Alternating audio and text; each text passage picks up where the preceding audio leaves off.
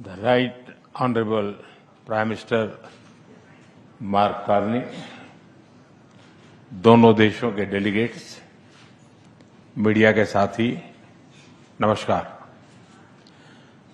प्रधानमंत्री कार्नी का भारत में स्वागत करते हुए मुझे बहुत खुशी हो रही है। प्रधानमंत्री के रूप में यह उनकी पहली भारत यात्रा है। हम इसे एक महत्वपूर्ण माइलस्टोन के रूप में देखते हैं। पिछले वर्ष कनाडा में आयोजित G7 बैठक में उन्होंने मेरा और मेरे डेलीगेशन का गर्मजोशी से स्वागत किया था। आज उसी आत्मीयता से उनका स्वागत करना मेरे लिए सौभाग्य की बात है। दुनिया में बहुत कम लोग हैं जिनके सीवी में दो देशों की सेंट्रल बैंकिंग लीडरशिप लिखी हो। हमारी पहली बैठक से ही हमारे संबंधों में एक नई ऊर्जा, परस्पर विश्वास और सकारात्मकता आई है। सहयोग के हर क्षेत्र में बढ़ते मोमेंटम का श्रेय मैं अपने मित्र प्रधानमंत्री कार्नी को देता हूं। फ्रेंड्स, भारत और कनाडा लोकतांत्रिक मूल्यों में अटूट विश्वास रखते हैं। हम डायवर्सिटी को सेलिब्रेट करते हैं। मानवता की भलाई हमारा साझा विजन है। यही विजन हमें हर क्षेत्र में आगे बढ़ने की प्रेरणा देता है। आज हमने इस विजन को नेक्स्ट लेवल पार्टनरशिप में ट्रांसफॉर्म करने पर चर्चा की। हमारा लक्ष्य है कि 2030 तक हमारा व्यापार $50 बिलियन तक पहुंचे। आर्थिक सहयोग का पूरा पोटेंशियल अनलॉक करना यह हमारी प्राथमिकता है। इसलिए हमने कॉम्प्रिहेंसिव इकोनॉमिक पार्टनरशिप एग्रीमेंट को जल्द ही फाइनलाइज करने का निर्णय लिया है। इससे दोनों देशों में निवेश और रोजगार के नए अवसर बनेंगे। कनाडा के पेंशन फंड्स ने भारत में $100 बिलियन का निवेश किया है। यह भारत की ग्रोथ स्टोरी में उनके गहरे विश्वास का प्रतीक है।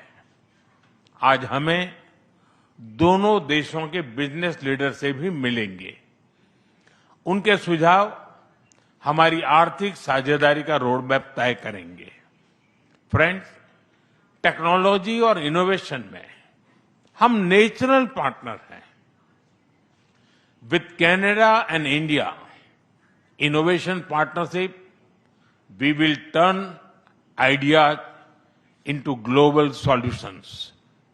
पिछले महीने भारत में हुई AI इम्पैक्ट समिट की सफलता में कनाडा के बहुमूल्य योगदान के लिए मैं प्रधानमंत्री कार्नी का आभार व्यक्त करता हूं।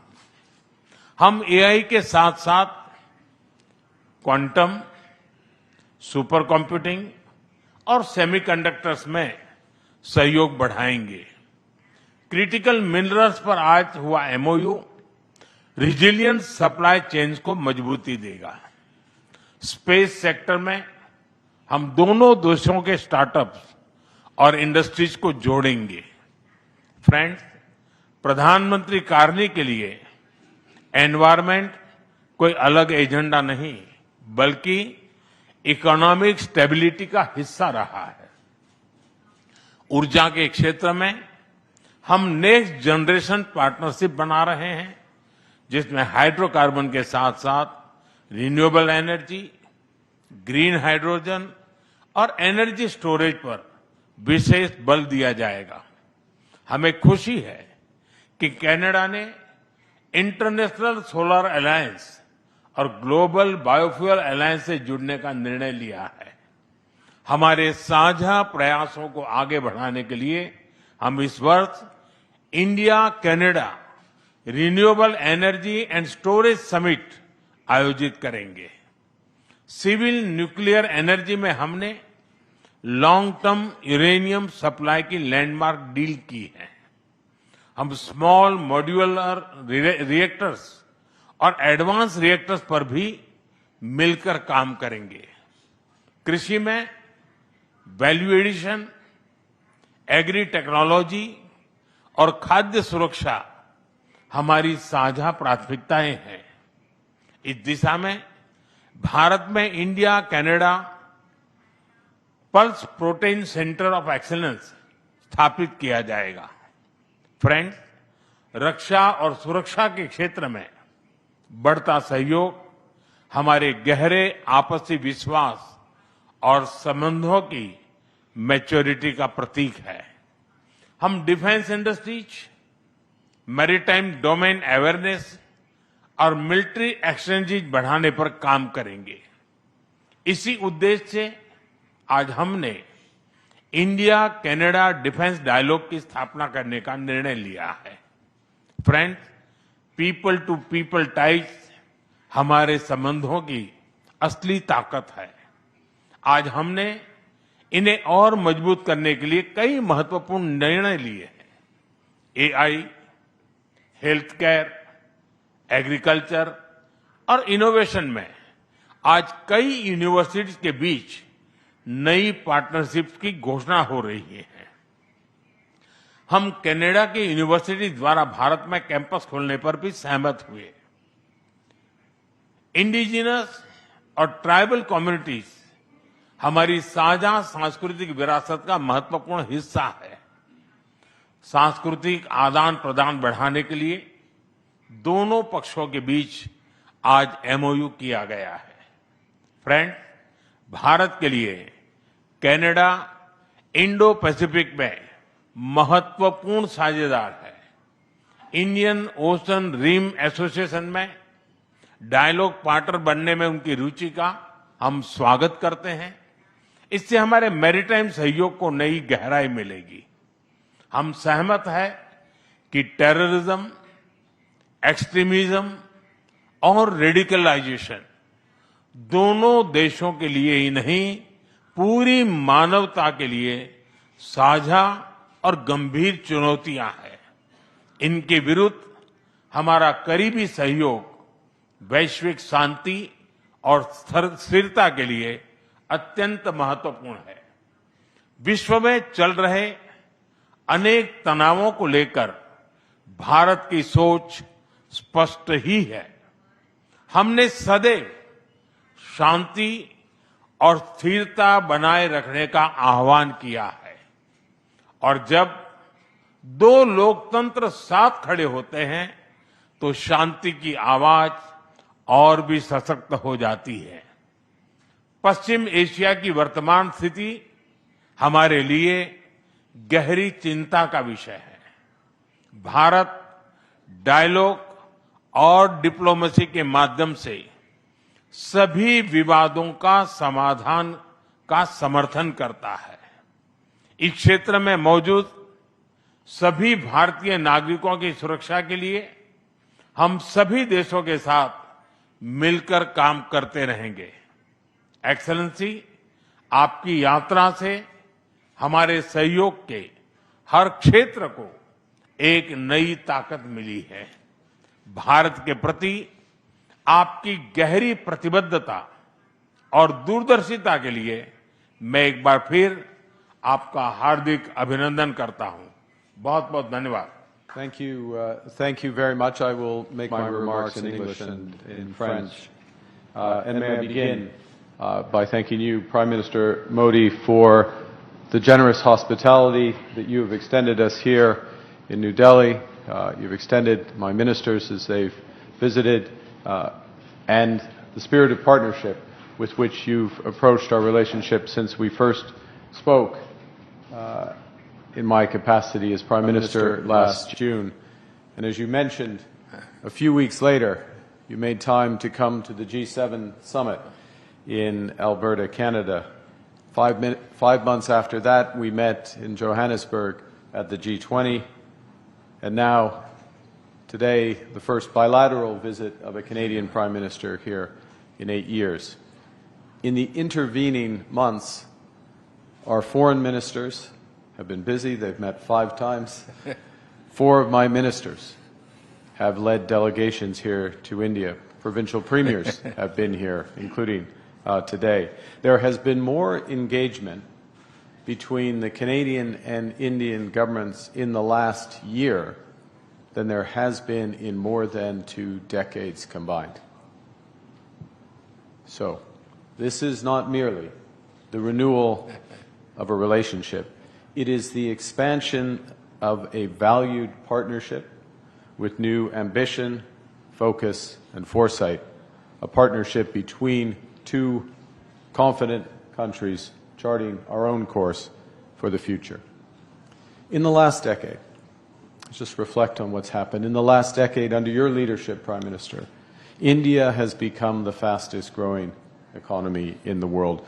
Per capita incomes in this country have risen at a pace never seen in history. Seldom in human history. The most ambitious projects in clean energy, in the digital economy, in biofuels, in the next generation of artificial intelligence talent are all here in India. Prime Minister, Canada shares such ambition and your sense of purpose. We both know that nostalgia is not a strategy, and that those who succeed in this new era will be those with the confidence, the ambition, and most importantly, the partnerships to build a more inclusive, sustainable, and prosperous future for all our citizens. And I believe the prescription for success in this new era is well exemplified by the theme of your G20 presidency in 2023, which I had the honor of attending. That theme, of course, one Earth, one family, one future. Because the challenges of our age cannot be solved by one country alone. And only by building on the principles of one Earth, one family, one future can we forge the partnership worthy of our countries. India is a country whose demand growth for energy is projected to double by 2040. And to meet that demand sustainably, India plans to increase its renewable capacity by 500 gigawatts by the end of this decade, and to almost double the share of LNG in its primary energy mix over the same period. Canada is well positioned to contribute as a reliable supplier of the world's lowest carbon, responsibly produced LNG from our west coast. As India seeks access to critical minerals for its manufacturing, its clean tech, and its nuclear plans, Canada's resource base and world-leading companies position it as a strategic partner. As one example, the nuclear agreement, the uranium agreement signed today. As another, the fact that 40% of the world's mining companies are listed in Canada. Today, we are launching a strategic energy partnership with significant potential to expand bilateral energy trade. We've signed, as you've seen, a new critical minerals partnership spanning development, processing, and secure supply chains for clean energy, electric vehicles, and advanced manufacturing. We're deepening our cooperation in clean energy, expanding collaboration across wind, solar, and hydrogen. Because Canada has big plans as well. We plan to double our grid by 2050, and India can be a major partner in this expansion. As you've seen, the Government of India and Cameco have signed a major $2.6 billion uranium supply agreement supporting India's nuclear ambitions and our shared commitment to clean, reliable baseload power. All of these agreements, under one planet, are beginning of a new prosperous relationship that will offer generational opportunities for workers and businesses in both our countries, and which will protect the planet for future generations. Secondly, We are one family. The greatest, most enduring strengths between Canada and India are the families who call our nations home. Nearly 2 million Canadians trace their roots to India, including leaders in business, science, culture, and government. Tens of thousands of people travel between our countries every year to visit friends and family.